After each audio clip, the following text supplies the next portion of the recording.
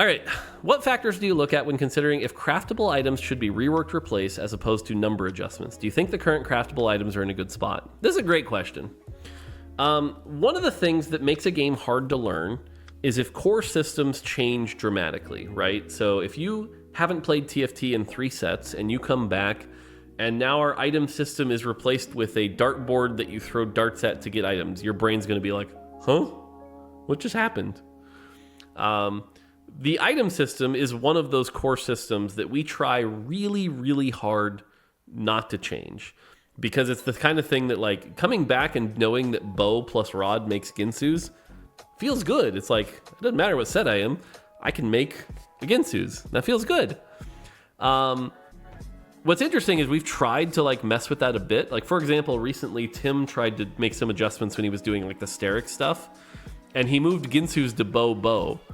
And logically, you're like, I get it. I get why Ginsu's, the item that gives you a bunch of attack speed, should be bow. But it's like, no, stop it. Players are so used to Ginsu's being bow rod. Don't do that. We need to keep the system in a good a spot as it is. So that's one of the reasons why, like, Titans has been bow armor for so long. That's one of the reasons why Ginsu's hasn't changed, stuff like that. We try not to change them as much as we can.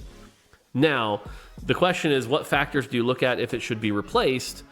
A big factor is how much it's being built and if it has a distinct identity from other items, right? If there's a clear reason where it's like, I build this item because I need it for here, it's probably in a good spot. I think a good example of this is like Bloodthirster.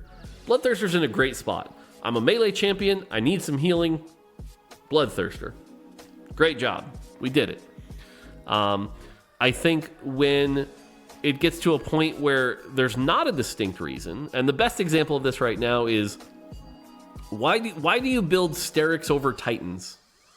If you can make a decision of when you build Sterix over Titans, let me know, because right now there's not a great reason, and so maybe we need to rework one of those, because there's not a good, clear, distinct reason. And the problem is, you said why as opposed to just number adjustments. Well, if you look at like Sterix and Titans, if I buff Sterix, guess what happens? You build Sterix and not Titans. If I buff Titans, you build Titans and not Sterix. That's not good, right? Because the numbers aren't solving the problem. So you have to figure out a reason. And like an example of good here is like blue buff and Shojin, right? There's a very clear reason to build blue buff versus Shojin. But Sterix and Titans, not so much. So do you think the current craftable items are in a good spot? I mean, I kind of spoiled my hand a little bit that I think Sterix is like not great.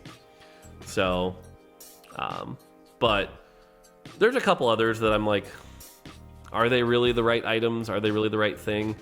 One, for example, I'm personally not a fan of, but I don't know that we'll ever rework it. I'm just calling it as one I'm personally not a fan of, is Archangels. I think the difference between Deathcap and Archangels is so minute.